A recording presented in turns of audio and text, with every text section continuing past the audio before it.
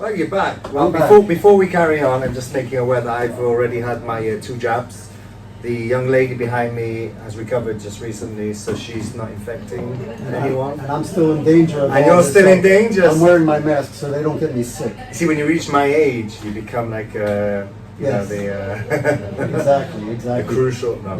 A lot of people ask, this is, for those who know, this is Daniel. Daniel is one of the security directors of Gush Etzion. A lot of people ask, why is it you always you speak with Daniel? Now, it's not his rugged good looks, okay? The simple fact is that Daniel is one of the few native English, even though he's from the UK, so we have some. It's actually my father's Welsh, so it's like half. I'm not even going to get into the politics. Exactly. As long as there's no sheep around. Okay. Right. Exactly. We're sitting in the Moked Dispatch Center. It's like an command center of Gush Etzion. It's the area command center for the whole of Gush Etzion, which is massive. And we have 22 communities. We have another 6 or 7 agricultural farms. We have a couple of outposts, as they say. We have 2 local communities, so basically Efrat, which is a local, it's a city into its own. It's a city into its own, and also we have Beital, but we stretch from the Dead Sea all the way to Emek HaElah, which everyone knows from the story of Samson, and we stretch just north of Hebron Kiryat Arba all the way to Jerusalem, through tunnels that lead into Gilon. There's 36,000 residents here, but the road here is Route 60, which starts all the way up in Jenin, all the way down to Beersheba. Yeah. So the people from Beersheba or coming from Eilat to Jerusalem, they'll go through the Gush rather than go on Route 6. So we have maybe 100,000 people traveling a day on the roads here. It's crazy. We're not even talking about the various issues that they've had at the Gush Etzion Junction. So a lot of people don't realize what the concept of security, because they see the pictures of Israel and they think it's either, the soldiers, or they see someone just running around with a gun, and they don't really understand what's behind it. This is a project, first of all, I have to mention one of the reasons we're sitting here. One Israel Fund recently took part in making this project possible with a number of things, but I wanted to add this conversation for everybody, because I keep on seeing people really they don't necessarily get what's going on behind the scenes in security, and this is something that, as I was a Rav Shatz many years ago, and apparently that's where I met Daniel for the first time, which I didn't remember. He was a young soldier, a young commander, officer, company commander, during the Intifada. Good looks, hair. Not married. Right. Those were the days. Those are the days. But I wanted to give people more of an understanding, and I think, let's see if I can make Daniel blush, but he is one of the better security directors, I think, in the country. And we wanted to discuss the importance of a command center. Why was this project so important? And others like this. Okay, so again, One Israel Fund, this is yet another project, I always say. The command center here is basically to try and filter everything that civilians pass over, to see what needs to go over to the police, what needs to go over to the army, what needs to go to that person who's standing at the entrance to one of the communities here, where they're going. Yeah, the security chiefs.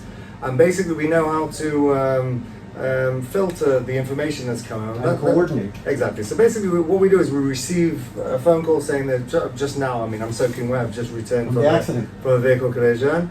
No one was seriously injured, but the first phone call is that it's in a certain area, so we have people running out that area, and we have maps here that show where everybody is. Modern technology nowadays, you can actually see, you get a GPS live link, you can actually see where they are.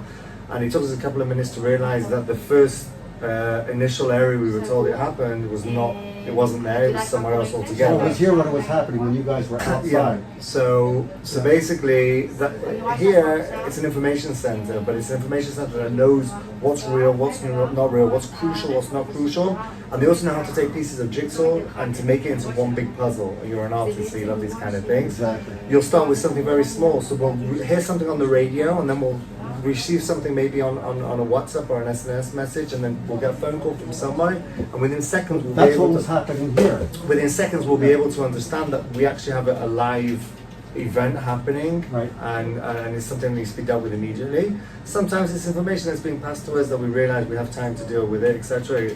For example, if there's somebody inside a valley, we now have many thermal cameras, etc., which I can't show you unfortunately because they're actually quite secret. But you'll have somebody at the bottom of a valley. We know it's going to take them 20 minutes to walk up towards the community, the nearest community that he's trying to infiltrate. But it gives us time to allow, once the information comes to us, we know who to send directly there. We don't just like phone the police and say, hi, listen, this stuff. We know to speak to the police officer in the area. We know to speak to the community security officer in the area. We know to speak to the area commander who's in that area, and that way exactly, and that way they're able to get there before or to prevent it. Look, this is the place that choreographs everything. A lot of people don't realize the importance of these centers again. And that's one of the reasons why I wanted to have this discussion online or whatever you call it, is that centers like this save lives. Because people don't get it, they don't understand the coordination. It's like here we put in the repeaters, the communication system. A lot of people aren't aware, but One Israel Fund initiated the program to put in repeaters for a new digital system in all of Judea and Samaria. That means it doesn't affect, you're not giving a radio to one guy, you're giving communications to over 400,000 people. And they've done it. This project has been done beautiful. I'm not going to show everything because there's an amount of discretion, but it's wow. It's the person who contributed to this. Trust me, when you see it, you're going to be really, really proud. So many people ask, well, why do I need an area? Why can't I just have a general command center for the whole of Judea and Samaria? Why do I need Why do I need separate ones in area? We sometimes will receive a phone call from the area command, which is the police station right next to Mishor Adumim, and they will tell us that there is a stone thrown between Bat Ayin and Meitzad. That's 29 kilometers. Right. When we received the phone number of the person who gave in the initial report, we were able to bring it down to size, i.e. we know exactly where they are, what junction. The girls here every month go out for sessions on the road to see what familiarize themselves with the area, etc. So they're able to say, hold on, you were traveling from north to south. Was the village on the right hand side or was it on the left hand side? And that way you'll be able to know. Left hand side is El Arub, Betumah is on the right hand side, and it's just basically knowing this. This is something that if it was an area, if it was an overall command center, you wouldn't have that micro knowledge of everything that's going on here. And how this also works in coordination with the IDF command and the police command. And I'm not putting down the IDF or the police, but the local regional security and security chiefs know more than they do, because they're really in the field, and the coordination coming through here will give them the proper information. I watched it just before. I was listening how the reports coming in, how people. The report of the car was totally off. Yeah. And then someone called in and everything, and your dispatcher, the young woman over here, she's the one. She is a young woman. Yeah. She's the one who gave out the proper information to Mada, to the Rav Shatzim, and. But that's based on the fact that somebody's reached the spot. Right. And now called here. And this is how it happens. I receive information, and then. It's like a spider web. Yeah. And you throw out the web, and then you wait for somebody to tingle in again, and you know, right, it's happening there. And this is what happened. I'm on the radio with her telling her that I'm going one way. I knew somebody else, a volunteer, was going another way, and he was in contact with me on the phone. Right. And I informed the Moked, the command center, that this is what's happening because we've not found the initial location of the vehicle collision. And then the volunteer found it. He radioed back to everybody to tell that we found it. It basically saves manpower. Don't forget as well, when there's a crash, or vehicle collision, as they say it, the roads start clogging up and everything, and it prevents the fire brigade from attending, it prevents the ambulance from coming, etc. You know, all you need is 4 or 5 trailers and a couple of vehicles between, and it's Israel as well. No one stands quietly. Everyone's trying to, as they say in Yiddish, schmuckle their way around something. We've in the past 4 months, we've had over 43,000 phone calls to this command center, out of which we've opened over 3,500 incidents. Yeah. Not even talking about the concept of terror that happens here. You know, and I mean, we definitely don't have to get into it, but we're talking about it a lot of the regular emergencies because that's what the daily work is. And when terror happens, the same thing, we call it moving from, you say shigra in English. From routine. From routine to emergency. And by the simple fact that the people manning this place are so well versed in the routine, going over to emergency in the event of a terror situation or, God forbid, a natural disaster, they're able to do that. And that all streams through this center. Daniel's office is actually right above here, if he's not out and so on, and he's also able to take command. It is a oiled system. You like oil? I like oil, yeah. You said the word routine. I think that's one of the things that attracts me most to the job I do today. There is no routine. I wake up in the morning, I say to my wife, I'll be home at 4, I get home at 8:45 at night, and she's like, if you're lucky. If I'm lucky. If you're staying at home from there's no routine, but there's reward in it as well, because you take the bags, etc. And I've already passed on to the community security officer who's bringing it to his wife. And the person's not seriously injured or anything, his wife knows that he's being looked after, but it's those kind of things. There's reward in everything. I don't do it for the reward, but sometimes it comes at the most craziest time. Like now, you're here. A couple of minutes ago, you just donated 3 or 4 packs in memory of somebody, and somebody we've met and we know who he is. And in a way, you can say that's a reward. I don't work for the reward. I didn't know you were coming today. You just landed on us, which is, is great. Which is what I do. If I knew you were coming, I would have at least done my nails, Right, but those are the kind of rewards that I like to receive. But it's dynamic. And again, when I go out there, I don't ask, is it an Israeli, is it an Arab, is it a Palestinian? I don't really care. People don't get that side of the security world. They think everything is like a movie, and like the whole cause. They don't realize really the inside workings of the security professionals' heads and so on, which is a problem. But how about, what would you say about the security situation nowadays? Obviously today is, Daniel feels great today. It's stormy and foggy outside. Antisocial weather. Yeah, antisocial, reminds him of merry old London, but how would you say the security situation is right now in this area? So 2 weeks ago we had a terror attack at the junction here where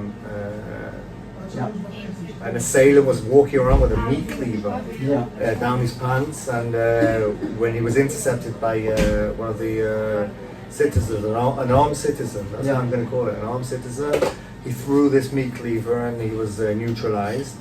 You never know. It's one of those things, you wake up in the morning. See, but that's exactly the point. You never know. And then people, when they ask, it's like, when I have to deal with various people who are interested in sponsoring the projects and everything, and then people say, well, why are you looking to build this? Like this command center. They said, well, why should we work on building this up? And it's because of that. You never know. And as you know, if we're not prepared. Benjamin Franklin, I won't say he's a great British person, but he said the famous phrase, he who fails to prepare, prepare to fail. And I'm not going to fail in this job. I have too many people dependent on myself, on the girls that sit here, and they're here 24/7, right. Yom Kippur, Pesach. That's why we have to keep on working also and getting the stuff that's needed. I mean, you need to understand another thing. The girls here as well. I mean, every 2 months they see a psychiatrist or a psychologist, or just to get personal. So we have to get something for them. Listen, the girls said they want hot stones. You go to a spa and you get hot stones. The hot stones. I said, all right, people, you heard it. So no. So I had the perfect answer for them. Go to El Arub. They're throwing Molotov cocktails and stones. You're gonna have to say. Okay, that's your way. So wait. So you're saying maybe if someone came forward and gave the girls a spa day, would that be good? What's that, young spa? They will be very good. Okay, so we're hearing from the Peanut Gallery that a spa day. By the way, one of the things we've also incorporated here is multi-language speakers, etc. Betty, for example, speaks Russian and Hebrew. Right. There's other girls here, French, and again, because a lot of the citizens that live here in Gush Etzion are from different backgrounds. There's a lot of volume. Truly international. When I speak to Americans, colonials, I mean, it's crazy. I don't know. I say things and they think you don't know how to speak English. So I'm like, okay. I have to deal with this all the time, by the way. You should know, and we're really keeping it very, very, very kosher. Right. But no, you have to understand. You have to understand that, for example, in the east side of Gush Etzion, there's many Russian immigrants that live there. So we need girls that speak Russian, and I have French citizens here, and they, and Arabic even when you get the call. So we have a girl who speaks Arabic as well. Yeah. Not every call here is from an Israeli. We also have Palestinians that are phoning to inform us that somebody's just left his house and they've left a suicide note. Right. it's a changing world. It's not like it used to be where the intelligence. Well, this is 911. A lot of Americans don't get it, or forever, wherever you're watching from. So in the States, they have 911. So here is 1208. Here you have 1208. Anywhere you phone 1208, you'll reach the local security center. For a lot of people, that's that's their savior, because she's sitting in traffic. But that's what's so special about a place like this, because what happens here is it's not just the IDF and the police, but you have a whole civilian security apparatus that really is doing the footwork. And that's what's so important. That's coordinated with the army. Absolutely. No, I'm not saying. A lot of people turn around and say, so you're a bunch of militias running around. No. I'm saying everything here is based also, through the army, etc. Yeah. Every single phone call we receive. I mean, again, there's a lot of hoaxes. There's a lot of people pulling pranks. We have at least twice a week somebody making some stupid phone call here, etc.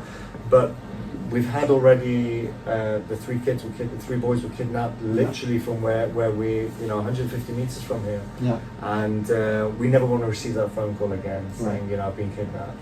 And we do receive phone calls. We receive phone calls. We don't just deal with the security side. We also have the if there's any family disputes or God forbid, because we're also part of the council here, so we may receive a phone call from a police officer saying he attended. So we can actually say then that this place has to also do with quality of life. 100%. So I mean, I know that. So people should realize that. First of all, there are a number of various command centers that we work with. This is a regional command center, and then there's the local command centers, which deal mostly with terror and so on. But it all starts over here. And one of the things that One Israel Fund focuses on is not just the one, but the many. 100%. And we're trying really to improve the lives of over. If we're going to look at the map, we're talking over 700,000 people, but right now it's around 500,000 people. And this has been a lot of our focus on the communication system, on those packs, on the cameras, obviously. And people should know that a lot of the systems that we're putting in also are streamed into here and to the security directors, where they can actually see and get a hold of them. But I think we've driven the people crazy already. Listen, if you want to come in person, you're more than welcome to come to Gush Etzion. I don't know how you're going to get here. And if you want to catch our act, we are on Tuesdays and Thursdays. Oh, it's Thursday this week? I don't know. I told my wife I'm at home. Right. No, but again, the corona has prevented a lot of people from coming over, and I know a lot of people, for them to go to Israel once a year, it's in their hearts, and it's it's something that gives them the breath of fresh air. This year, a lot of people are sitting at home. I mean, we know people that have lost loved ones, donors, etc., who've passed away, unfortunately, due to the current situation. We just hope everyone stays healthy. I wouldn't say stay wealthy, I'm just saying, stay healthy. Stay healthy, exactly. The rest is not important. It's health, family is very important. And again, we feel a part of your family, the One Israel Fund. Although we get jealous sometimes when we see you posting on Facebook that you're at other areas giving out good stuff. But I have to spread the love. Listen, this is it. You live in the 60s still. It's 2000. Exactly. Look, exactly. You're still going. Mine went a long time ago. But it's crucial, it's important. I mean, again, you were talking about the command center and everything that's been put in the past couple of weeks. It was very important to put things in that we actually need. A lot of command centers go OTT over the top, and they put in stuff that we don't need. Apart from giving radiation, God forbid, to the kids, to the girls here, we don't need everything we've put in here has been thought of. We've not just done it by ourselves as well. We've gone to local command centers that in the Shomron and in Binyamin, and we've spoken to people who've I've only 8 years experience in it, but there's people in command centers. There's people who've been doing it for 20 years. So again, we've always come humbly. We come and we ask the questions. That's a trait as well that maybe because I'm not from Israel originally, I actually have that. Sometimes Israelis, they find it very difficult to swallow a bitter pill. So. You know that phrase? I do. You just stick it down their throat. Exactly. So for us to come and we came and we saw, and also the girls are very much involved in the evolution of the place here as well. Where they want the radios to be, what cameras they want, what kind of screens are more comfortable. There was a lot of thought that went into this. And that's it. And again, it's not just thought. I know that you guys were behind the scenes, and you just a couple of weeks ago you donated new monitors, smaller computers, which is far easier to use. A couple more radios that we desperately needed. Anybody who's had a part in it, in any project of One Israel, whether it's in Gush Etzion or not, I just want to say thank you as well as a citizen of Israel, as a father to four. and as a demanding, a husband to a demanding wife. That's not like Maximus thing from Gladiator, yeah. Exactly. Husband exactly. to a demanding wife. So we're here in Gush Etzion at the command center for the Etzion block, which is a lot larger than most people realize. With Daniel, who's one of the deputy security director, one of the security directors of the entire region. He's the man outside. And again, thank you. I know it's been long, but this is really what goes on. And this is what's important to understand. And so, stay healthy. Stay healthy, have a good Purim as well. Oh, right, Purim. Purim's around the corner. Right. Or a good Tu B'Shvat first. Tu B'Shvat first. So, all be good. After Pesach after that. It goes on and on. Yeah, on and on, on and on. All right, people. Good.